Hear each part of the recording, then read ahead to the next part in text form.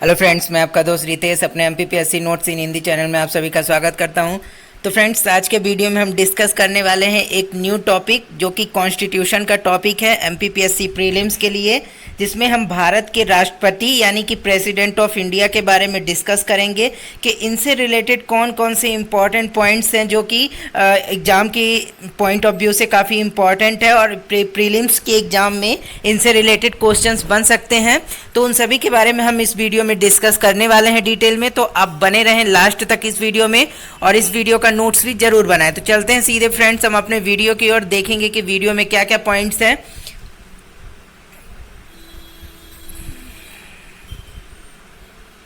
तो सबसे पहले देखते हैं कि राष्ट्रपति के बारे में क्या क्या चीज़ें बताई गई हैं। तो सबसे पहला है अनुच्छेद 52 में कहा गया है कि भारत का एक राष्ट्रपति होगा।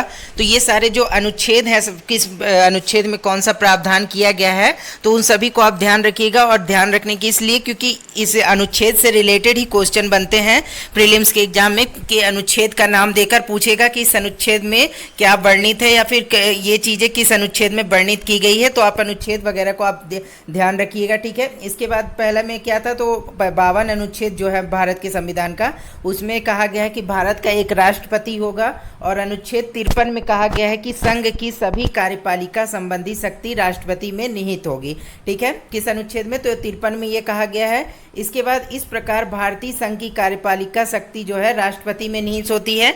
मतलब जो राष्ट्रपति ही होता है वो मुखिया होता है पूरे संघ का, यानी कि जो पूरा भारत देश है वहाँ का। इसके बाद देखते हैं कि आगे क्या है, तो पर भारत में संसदीय व्यवस्था को अपनाया गया है, अतः राष्ट्रपति नाम मात्र की कार्यपालिका है तथा प्रधानमंत्री और उसका मंत्रिमंडल वास्तविक कार्यपालिका है। मतलब कि जैसा कि आपको पता होगा कि भारत में संसदीय व्यवस्था अपनाई गई है। तो भारत में जो संसदीय व्यवस्था है उसके तहत जो मेन मुखिया होता है उस देश का, वो तो नाम मात्र का शासक होता है। बाकी जो है जो असल में कार्यपालिका का प्रमुख होता है वो कौन होता है, वास्तविक प्रमुख किसे कहा जाता है, तो वो प्रधानमंत्री होते हैं और उनके मंत्रिमंडल के लोग। मतलब कि जो असल कार्य करने होते हैं तो प्रधानमंत्री ही करते हैं। राष्ट्रपति सिर्फ नाम मात्र के लिए सिग्नेचर वगैरह पे वो कार्य करते हैं और वो प्रधानमंत्री की सलाह पर ही कार्य करते हैं, ठीक है। इसके बाद आगे क्या है, भारत के राष्ट्रपति भारत का प्रथम नागरिक कहलाता है। इसके बाद अगला पॉइंट क्या है, भारत के राष्ट्रपति पद पर कोई भी भारत का नागरिक जो कि निर्धारित योग्यताएं पूरी करता हो पदासीन हो सकता है। मतलब कि जो योग्यताओं को पूरी करता हो तो वो कोई भी व्यक्ति खड़ा हो सकता है चुनाव के लिए राष्ट्रपति के। इसके बाद भारत का राष्ट्रपति बनने के लिए आयु कम से कम 35 वर्ष होनी चाहिए। इसके बाद अगला क्या है, तो राष्ट्रपति बनने वाला व्यक्ति लोकसभा का सदस्य निर्वाचित होने की योग्यताएं पूरी करता हो। मतलब कि जो एक लोकसभा के सदस्य को निर्वाचित होने के लिए जो भी योग्यताएं चाहिए होती हैं वही योग्यताएं पूरी करता हो राष्ट्रपति भी। मतलब उसमें वो योग्यता होनी चाहिए कि वो एक लोकसभा का सदस्य चुना जा सके। तो उस योग्यता के आधार पर ही उसे राष्ट्रपति के चुनाव का लड़ने का हक होता है, ठीक है। इसके बाद राष्ट्रपति किसी भी सदन, व्यवस्थापिका या संसद का सदस्य नहीं होता है, ठीक है। और इसके बाद राष्ट्रपति का निर्वाचन अप्रत्यक्ष रूप से एक निर्वाचक मंडल के द्वारा किया जाता है, ठीक है। मतलब एक निर्वाचक मंडल होता है जो अप्रत्यक्ष प्रणाली द्वारा राष्ट्रपति का निर्वाचन करता है, जिसमें जनता भाग नहीं लेती बल्कि जनता के द्वारा चुने हुए जो प्रतिनिधि हैं, मतलब जैसे विधायक हो गए, सांसद हो गए, ठीक है, और राज्यसभा मेंबर्स हो गए, ये सभी जो हैं ये राष्ट्रपति के चुनाव में भाग लेते हैं, ठीक है। और इसमें प्रत्यक्ष रूप से जनता भाग नहीं लेती, जैसा कि प्रधानमंत्री के चुनाव में मतलब कि जो सांसद वगैरह का होता है उसमें जनता प्रत्यक्ष रूप से भाग लेती है, लेकिन राष्ट्रपति के चुनाव में जनता जो है प्रत्यक्ष रूप से भाग नहीं लेती, ठीक है। इसके बाद आगे क्या है, निर्वाचक मंडल में राज्यसभा, लोकसभा, राज्यों की विधानसभा के निर्वाचित सदस्य होते हैं। और नवीनतम व्यवस्था के अनुसार पुदुचेरी और दिल्ली जो है विधानसभा के निर्वाचित सदस्यों को भी इस निर्वाचक मंडल में सम्मिलित किया गया। मतलब क्या है कि जो राष्ट्रपति का चुनाव होता है उसमें कौन कौन शामिल होता है, तो राज्यसभा के मेंबर, लोकसभा के मेंबर और विधानसभा, जो कि राज्यों की विधानसभा है अलग अलग राज्यों की, वहाँ के जो एमएलए होते हैं वो, और जो अभी नई व्यवस्था के अनुसार जो है पुदुचेरी और जो दिल्ली है वहाँ की जो मतलब कि वहाँ के जो सदस्य हैं, निर्वाचित सदस्य विधानसभा की वहाँ के, तो वो भाग लेते हैं राष्ट्रपति के चुनाव में, ठीक है। और राष्ट्रपति का निर्वाचन अप्रत्यक्ष अनुपातिक प्रतिनिधित्व पद्धति के अनुसार एकल संक्रमणी मत प्रणाली के अनुसार होता है। तो ये क्वेश्चन फ्रेंड्स कई बार एग्जाम में पूछा जा चुका है कि जो राष्ट्रपति का चुनाव होता है किस पद्धति के अनुसार होता है, तो आप ये पद्धति ध्यान रखिएगा। इसके बाद देखते हैं आगे क्या है। तो राष्ट्रपति पद के उम्मीदवार के लिए 50 सदस्य प्रस्तावक तथा 50 सदस्य अनुमोदक होंगे, ठीक है। मतलब इतने इतने सदस्यों के द्वारा मतलब दो लोगों को जाना पड़ेगा राष्ट्रपति के उम्मीदवार को खड़ा करने के लिए अपने तरफ से, ठीक है। इसके बाद देखते हैं आगे क्या है। राष्ट्रपति का कार्यकाल 5 वर्ष का होता है। वह पुनर्निर्वाचन का पात्र भी है तथा 5 वर्ष से पूर्व महाभियोग लगाकर उसे पद से हटाया जा सकता है और वह अपना त्यागपत्र उपराष्ट्रपति को देकर स्वयं पद से हट सकता है, ठीक है। मतलब उपराष्ट्रपति को अपना त्याग पत्र देकर यदि राष्ट्रपति को हटना है अपने पद से, तो उपराष्ट्रपति को पद अपना जो इस्तीफा देकर हट सकता है पद से, ठीक है। इसके बाद आगे क्या है। तो आगे है राष्ट्रपति को पद की शपथ भारत का मुख्य न्यायाधीश दिलाता है और उसकी अनुपस्थिति में सर्वोच्च न्यायालय का वरिष्ठतम न्यायाधीश। मतलब कि जो भारत में राष्ट्रपति बनता है कोई भी, तो उसे जो उसके पद की शपथ कौन दिलाता है, तो वो भारत के जो सुप्रीम कोर्ट है उसका जो मुख्य न्यायाधीश यानी कि चीफ जस्टिस ऑफ इंडिया जो होते हैं वो शपथ दिलाते हैं, ठीक है। और यदि वो चीफ जस्टिस ऑफ इंडिया अनुपस्थित हैं, यदि कोई नहीं है उस समय पर, तो उस समय पर वरिष्ठतम जो भी उस सुप्रीम कोर्ट का न्यायाधीश होगा सबसे उम्र दराज, तो वो उसे शपथ दिलवाता है, किसको, राष्ट्रपति जी को, ठीक है। इसके बाद महाभियोग संसद के किसी भी सदन द्वारा लाया जा सकता है और यह एक सदन द्वारा लगाया जाता है तथा दूसरा सदन उसका अन्वेषण करता है। मतलब कि जो महाभियोग प्रक्रिया राष्ट्रपति को हटाने के लिए जब कभी जो महाभियोग होता है वो लगाया जाता है, तो वो संसद के किसी भी सदन के द्वारा जो है लगाया जा सकता है, चाहे वो राज्यसभा हो चाहे लोकसभा हो, ठीक है। इसके बाद आगे क्या है। महाभियोग संविधान के उल्लंघन के संबंध में लगाया जाता है तथा इसके लिए 14 दिन पूर्व लिखित सूचना देकर इस आशय का संकल्प पारित कराया जाता है, ठीक है। मतलब कि जो महाभियोग तभी लगाया जा सकता है जब राष्ट्रपति के द्वारा किसी भी प्रकार से संविधान का उल्लंघन किया जाए या फिर वो किसी भी प्रकार से अयोग्य हो गया हो उस पद के लिए, तब महाभियोग के जो प्रक्रिया है उसके लिए प्रयोग की जा सकती है राष्ट्रपति के लिए, ठीक है। और राष्ट्रपति को महाभियोग के अन्वेषण के समय उपस्थित होने तथा अपना पक्ष प्रस्तुत करने का अधिकार है। मतलब जब राष्ट्रपति के विरुद्ध महाभियोग लगाया जा रहा होता है तो क्या होता है कि राष्ट्रपति को अपना पक्ष रखने का अधिकार दिया जाता है कि वो भी अपने पक्ष में बोल सके कि मतलब हाँ मुझ पर महाभियोग जो लगाया जा रहा है तो उसके पक्ष में मैं, या मतलब कि क्यों लगाया जा रहा है उसको पूछने का अधिकार है और अपना पक्ष रखने का अधिकार भी वहां पर होता है राष्ट्रपति को, ठीक है। और राष्ट्रपति को महाभियोग के अन्वेषण के समय, ये तो चलिए ठीक है। इसके बाद महाभियोग की प्रक्रिया अर्ध न्यायिक होती है और अन्य किसी कारण से यथा राष्ट्रपति की मृत्यु आदि से स्थायी रूप से राष्ट्रपति का पद रिक्त हो जाता है तो उपराष्ट्रपति तुरंत राष्ट्रपति पद पर कार्य करना प्रारंभ कर देगा तथा नए राष्ट्रपति द्वारा पद धारण करने तक कार्य करता रहेगा। मान लीजिए कि यदि भारत का राष्ट्रपति है, ठीक है, वो किसी कारणवश उसकी मृत्यु हो जाती है या फिर ठीक है, या किसी कारणवश उसका पद रिक्त हो जाता है, तो वहां पर जो उपराष्ट्रपति होता है वो उसके पद को संभालता है। और कब तक संभालता है, तो जब तक कि नए राष्ट्रपति की नियुक्ति नहीं हो जाती है, ठीक है। इसके बाद यदि किसी कारणवश चुनाव में विलंब हो जाए तो पदासीन राष्ट्रपति पद पर बना रहता है जब तक कि नया राष्ट्रपति पद न ग्रहण कर ले। उल्लेखनीय है कि इस समय उपराष्ट्रपति राष्ट्रपति के रूप में कार्य नहीं करता। मान लीजिए कि किसी कारणवश यदि राष्ट्रपति का जो चुनाव है लेट नहीं हो पा रहा है किसी कारणवश, ठीक है, तो ऐसी स्थिति में क्या होगा कि जो तत्कालीन राष्ट्रपति है वही नए चुनाव होने तक राष्ट्रपति के पद पर बना रहेगा, ठीक है। और वो कब तक बना रहेगा, जब तक कि नया राष्ट्रपति शपथ न ले ले तब तक के लिए वो उसका कार्यकाल रहता है। और ऐसी कंडीशन में जो उपराष्ट्रपति होता है वो राष्ट्रपति की जगह नहीं ले सकता है, ठीक है। यहाँ पर वह तत्कालीन राष्ट्रपति ही नए राष्ट्रपति के चुने जाने तक उस पद पर बैठा रहेगा, ठीक है। इसके बाद देखते हैं कि आगे क्या है। तो आगे है राष्ट्रपति का बीमारी या अन्य किसी कारण से राष्ट्रपति पद पर हुई अस्थायी रिक्ति के समय उपराष्ट्रपति राष्ट्रपति के रूप में कार्य करता है। मतलब कि यदि किसी कारणवश वह बीमार वगैरह राष्ट्रपति पड़ गए तो उस समय पर उपराष्ट्रपति उनके कार्यभार को संभालते हैं। और डॉक्टर राजेंद्र प्रसाद भारत के प्रथम राष्ट्रपति थे और वह लगातार 2 बार राष्ट्रपति निर्वाचित हुए थे। और डॉक्टर एस राधाकृष्णन लगातार 2 बार उपराष्ट्रपति तथा 1 बार राष्ट्रपति रहे। और केवल बीवी गिरी जो है निर्वाचन के समय दूसरे चक्र की मतगणना करनी पड़ी। अभी तक दूसरे चक्र की मतगणना से गिरी ही राष्ट्रपति निर्वाचित हुए थे। मतलब कि जैसा कि हमारे संविधान में प्रावधान है कि जो राष्ट्रपति जी का निर्वाचन होता है उसमें यदि ज़्यादा उम्मीदवार खड़े हुए हैं तो मतलब कि 4 भागों में वोटिंग का ABCD करके दिया जाता है। और फिर एक कैलकुलेशन के बाद जिसके वोट जो होते हैं कई पक्षों में यदि उसकी गिनती कराई जाती है, ठीक है, तो जिसके सबसे ज़्यादा वोटिंग होती है तो उसे राष्ट्रपति बनाया जाता है। तो वही बताया जा रहा है कि जो बीवी गिरी जी थे ये 2nd चरण की मतगणना में राष्ट्रपति चुने गए थे, ठीक है। और ये पहले राष्ट्रपति हैं जो 2nd चरण, जो 2nd स्टेप लेवल है, मतलब दूसरे चरण की मतगणना में क्या हुआ कि राष्ट्रपति चुने गए थे, ठीक है। इसके बाद देखते हैं आगे क्या है।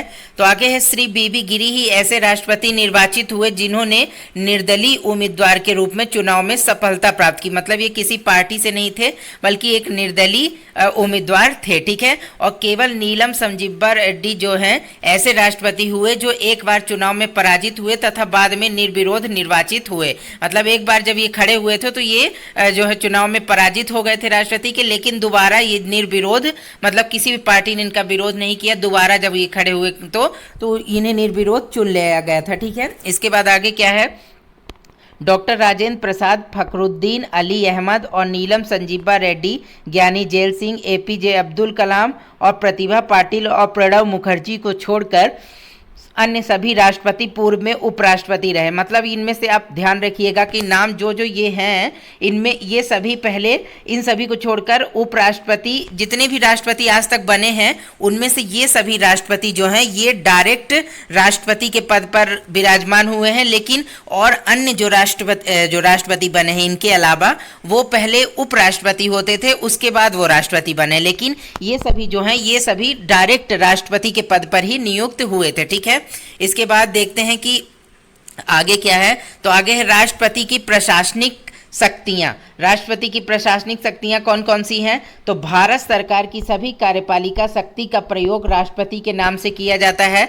मतलब कि जो भारत सरकार की कार्यपालिका शक्ति है, मतलब कोई भी कार्य होता है तो ये कहकर किया जाता है कि वो भारत के राष्ट्रपति के माध्यम से किया जा रहा है। क्योंकि जो राष्ट्रपति होता है भारत का मुखिया होता है, लेकिन भले वो नाम मात्र का शासक होता है, लेकिन कोई भी जो कार्य किया जाता है भारत में, भारत के प्रधानमंत्री जो कार्यपालिका है भारत की, उसके द्वारा, लेकिन लास्ट में सिग्नेचर उसके राष्ट्रपति के ही लगते हैं, ठीक है, उन सभी कामों में। इसलिए वो सभी राष्ट्रपति के द्वारा ही कार्य माने जाते हैं कि हाँ राष्ट्रपति के द्वारा ही उसे अनुमति दी गई है, ठीक है। इसके बाद राष्ट्रपति वास्तविक कार्यपालिका नहीं है अपितु वह संवैधानिक प्रधान है। मतलब वो वास्तविक रूप से कार्यपालिका नहीं होता है, कार्य नहीं करता, बल्कि वो एक संवैधानिक प्रधान होता है जो संवैधानिक प्रमुख है। लेकिन वो सिर्फ वास्तविक कार्यपालिका नहीं, नाम मात्र का कार्यपालिका का वो अध्यक्ष होता है, ठीक है। और 42वें संविधान संशोधन अधिनियम ने राष्ट्रपति को मंत्रिपरिषद की सलाह मानने के लिए बाध्य कर दिया है।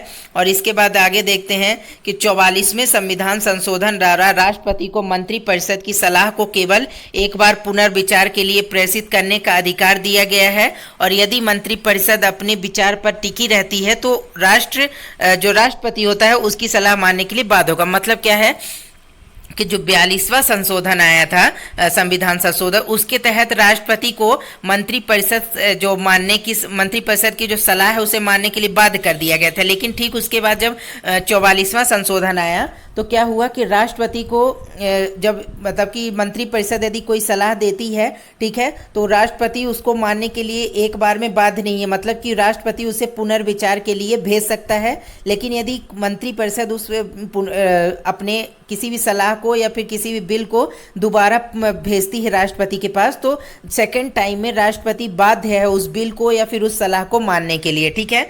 इसके बाद देखते हैं आगे, राष्ट्रपति मंत्रिपरिषद की नियुक्ति करता है और प्रधानमंत्री और प्रधानमंत्री की सलाह से अन्य मंत्रियों की भी नियुक्ति करता है। मतलब कि जो राष्ट्रपति होता है वो मंत्री परिषद मतलब मंत्री जितने भी जो बनते हैं उनकी नियुक्ति कौन करता है, राष्ट्रपति करता है, और प्रधानमंत्रियों की सलाह से अन्य मंत्रियों की भी नियुक्ति करता है, ठीक है। और राष्ट्रपति भारत के महान्यायवादी की नियुक्ति करता है तथा राष्ट्रपति के प्रसाद पर्यंत उत्तरदायी होता है। मतलब जो भारत का महान्यायवादी होता है, अटॉर्नी जनरल, उसकी नियुक्ति भी किसके द्वारा की जाती है, तो भारत के राष्ट्रपति की जाती है। इसके बाद देखते हैं आगे, राष्ट्रपति संघीय प्रशासन से संबंधित किसी भी प्रकार की सूचना प्रधानमंत्री से प्राप्त करता है। मतलब यदि किसी भी प्रकार की सूचना राष्ट्रपति को चाहिए होती है अपने देश से रिलेटेड या किसी भी कार्य से रिलेटेड, तो वो प्रधानमंत्री से उस सूचना को प्राप्त कर सकता है, ठीक है।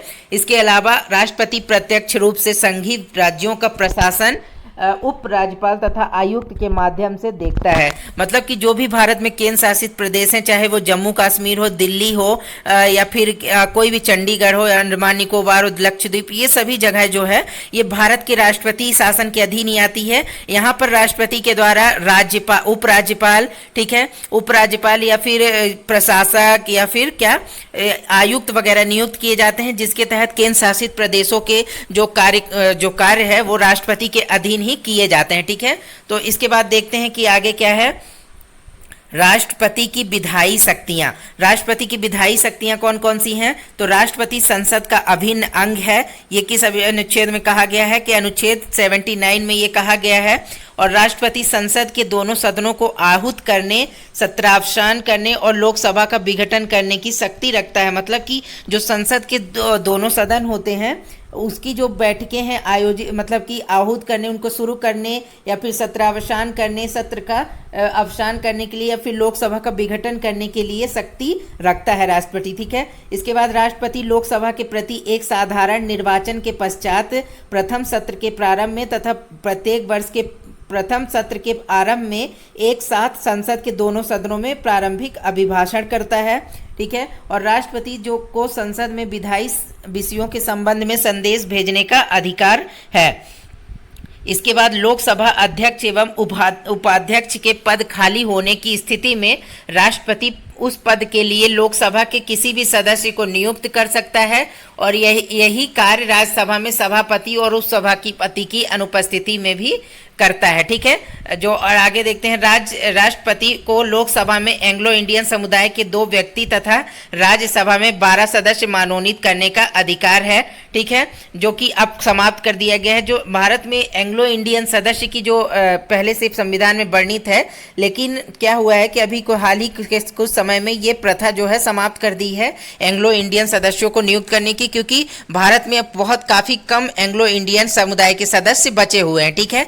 इसके बाद देखते हैं कि संसद द्वारा वांछित कोई भी विधेयक तभी कानून बनता है जब उस पर राष्ट्रपति के हस्ताक्षर हो जाते हैं। मतलब कि यदि कोई भी विधेयक है भारत में, उसे कानून बनवाना है तो उसमें राष्ट्रपति के सिग्नेचर होना काफी जरूरी। मतलब यदि राष्ट्रपति सिग्नेचर नहीं करता तो वो कोई भी विधेयक जो है वो कानून नहीं बन सकता है। इसके बाद आगे क्या है, तो आगे है राष्ट्रपति वार्षिक वित्तीय वितरण नियंत्रण, जो नियंत्रक महालेखा परीक्षक का प्रतिवेदन, वित्त आयोग की सिफारिश तथा अन्य आयोग की रिपोर्ट संसद में प्रस्तुत करता है। और कुछ विषयों से संबंधित विधेयक संसद में प्रस्तुत करवाने से पूर्व राष्ट्रपति की अनुमति आवश्यक होती है, जैसे राज्यों की सीमा परिवर्तन और धन विधेयक। मतलब कि जो धन विधेयक है या फिर राज्यों की सीमा परिवर्तन से रिलेटेड यदि कोई भी संशोधन विधेयक संसद में प्रस्तुत करवाने से पूर्व राष्ट्रपति की अनुमति लेना इसके बारे में जरूरी होता है। और राष्ट्रपति किसी भी विधेयक को अनुमति दे सकता है, उसे पुनर्विचार के लिए वापस भेज सकता है तथा उस पर अपनी अनुमति रोक सकता है, लेकिन धन विधेयक पर राष्ट्रपति को अनिवार्य रूप से अनुमति देनी होती है। मतलब जो धन विधेयक होता है उसमें एक बार में ही अनुमति देनी पड़ेगी राष्ट्रपति को, यदि मंत्रिपरिषद उसके भेजती है राष्ट्रपति के पास तो, ठीक है। और तथा उसे पुनर्विचार के लिए वापस नहीं भेज सकता। मतलब अन्य बिल को पुनर्विचार के लिए भेज सकता है वापस, लेकिन जो धन विधेयक है उसे पुनर्विचार के लिए मंत्रिपरिषद के पास वापस राष्ट्रपति नहीं भेज सकता। और संविधान संशोधन के विधेयक के लिए भी इसी प्रकार का प्रावधान है, ठीक है। और इसके बाद देखते हैं कि आगे क्या है, तो आगे है, यदि राष्ट्रपति द्वारा संसद को पुनर्विचार के लिए वापस किया गया विधेयक पुनः विचार करने के पश्चात राष्ट्रपति की अनुमति के लिए प्रस्तुत किया जाता है तो इस पर उसे अनिवार्य रूप से अनुमति देगा। जैसा कि हमने ऊपर देखा कि यदि सेकेंड टाइम कोई भी बिल राष्ट्रपति के पास भेजा जाता है पुनर्विचार के लिए, ठीक है, मतलब राष्ट्रपति से अनुमति मांगने के लिए दूसरी बार भेजा जाता है तो फिर राष्ट्रपति उसे रिजेक्ट नहीं कर सकता, उसे अनुमति देनी होती है। और संविधान में राष्ट्रपति को किसी विधेयक को अनुमति देने या न देने के संबंध में कोई समय सीमा निर्धारित नहीं की गई। मतलब यदि कोई बिल भेजा जाता है राष्ट्रपति के पास तो वो कितने दिन में उस चीज़ को अनुमति दे रहा है या कितने दिन नहीं दे रहा है, क्या कैसे, तो इसके बारे में सीमा जो निर्धारित नहीं की गई है संविधान के अंतर्गत। इसके बाद देखते हैं कि आगे क्या है। तो आगे है, राष्ट्रपति को किसी विधेयक पर अनुमति देने या न देने के निर्णय के लेने की समय सीमा का अभाव होने के कारण राष्ट्रपति वीटो का प्रयोग कर सकता है। मतलब क्या है कि किसी भी विधेयक पर अनुमति देना है न देने के निर्णय लेने के लिए यदि उसके पास समय नहीं है तो उस समय के अभाव के कारण वो अपने वीटो पावर का यूज कर सकता है, ठीक है। और इसके बाद राष्ट्रपति जब संसद का सत्र न चल रहा हो तथा किसी विषय पर तुरंत विधान बनाने की आवश्यकता हो तो वह अध्यादेश द्वारा विधान बना सकता है। मतलब क्या है कि जो राष्ट्रपति के द्वारा अध्यादेश जब पास किया जाता है तो वो कब पास किया जा सकता है, जब संसद जो है सत्र में ना हो, ठीक है, और क्या और उस समय पर किसी कानून की आवश्यकता है तो उसे अध्यादेश के द्वारा राष्ट्रपति जारी कर सकता है, ठीक है। और जब जारी करने के बाद क्या होता है, उस अध्यादेश को संसद के जब सत्र में होती है तो उसके कुछ ही समय यानी कि लगभग 6 महीने के अंदर उस अध्यादेश को कानून के रूप में बनवाना जरूरी होता है, पास कराना संसद के दोनों सदनों से जरूरी होता है। अदरवाइज ऐसा यदि नहीं होता है 6 महीने के अंदर अंदर, ठीक है, तो क्या होता है कि वो अध्यादेश रिजेक्ट हो जाता है अपने आप, ठीक है। इसके बाद राष्ट्रपति द्वारा बनाए गए अध्यादेश संसद के विधान की तरह होते हैं लेकिन अध्यादेश अस्थायी होते हैं। मतलब इनका कोई स्थायी अस्तित्व नहीं होता। यदि 6 महीने के अंदर ये संसद सत्र में होने के इसे कानून नहीं बनवाया गया तो ये अपने आप क्या होते हैं, खत्म हो जाते हैं, ठीक है। और इसके बाद आगे क्या है, राष्ट्रपति अध्यादेश अपनी मंत्रिपरिषद की सलाह से जारी करता है और संसद का अधिवेशन होने पर अध्यादेश संसद के समक्ष रखा जाना चाहिए। यदि संसद उस अध्यादेश को अधिवेशन प्रारंभ होने की तिथि से 6 सप्ताह के भीतर भी पारित नहीं कर देती तो वह स्वयं ही निष्प्रभावी हो जाएगा, ठीक है। और आगे क्या है, यहाँ पे 44वें संविधान संशोधन 1978 द्वारा यह अभिनिर्धारित किया गया है कि राष्ट्रपति के अध्यादेश निकलने की परिस्थितियों को असद्भावनापूर्ण होने का संदेह होने पर न्यायालय में चुनौती दी जा सकती है, ठीक है। मतलब कि यदि जो राष्ट्रपति के द्वारा कोई भी अध्यादेश निकाला जा रहा है, ठीक है, तो यदि वो सद्भावनापूर्ण नहीं है, असद्भावनापूर्ण है, तो इस संदेह यदि इस बात का है तो जो इसके लिए कोई भी इसे न्यायालय में चुनौती दे सकता है, ठीक है, अध्यादेश के विरुद्ध। इसके बाद आगे क्या है, राष्ट्रपति की न्यायिक शक्तियां। राष्ट्रपति की न्यायिक शक्तियां कौन कौन सी हैं, तो सर्वोच्च न्यायालय के मुख्य न्यायाधीश तथा न्यायाधीशों की और उच्च न्यायालय की जो मुख्य न्यायाधीशों की नियुक्ति करता है राष्ट्रपति, ठीक है, ये इसकी न्यायिक शक्तियों के अंतर्गत आते हैं। और राष्ट्रपति किसी सार्वजनिक महत्व के विषय पर उच्च न्यायालय से अनुच्छेद 143 के अधीन परामर्श ले सकता है, लेकिन वह परामर्श मानने के लिए बाध्य नहीं है। मतलब वो परामर्श तो ले सकता है सुप्रीम कोर्ट के चीफ जस्टिस ऑफ इंडिया से, लेकिन ये जरूरी नहीं है कि वो उस परामर्श को माने भी, ठीक है। इसके बाद आगे क्या है, तो आगे देखते हैं।